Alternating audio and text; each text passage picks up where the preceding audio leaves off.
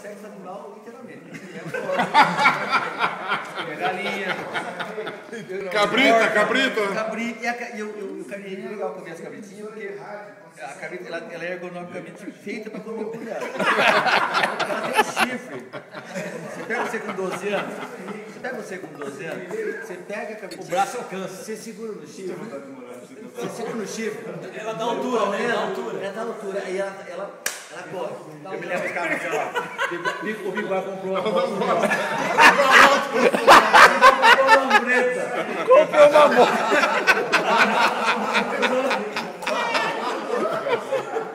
Você não larga, até não vai correr. Parece cachorro, perto da fêmea, né? Não, só ela corre, velho. Ela não gosta, né? Os outros acham que você tá curtindo. O cara de moto ali, ó. Olha o bigode de moto.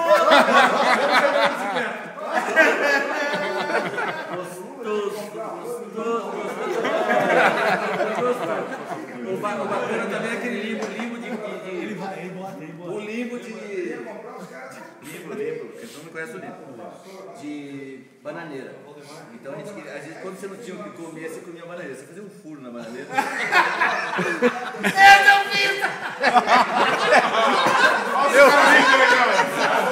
Eu também. Eu caí com uma bananeira no fundo da casa da avó, falei assim, o que foi, filho? Falei, vó, eu tropecei. Mas deixa ele contar, deixa ele contar. A bananeira era boa. A mais novinha soltava mais melava mais. Era mais melada. Era mais excitada. E vai. E como o cara de 2, 3 anos não goza, ele só treina. É que nem puxar aquele nervinho da rã.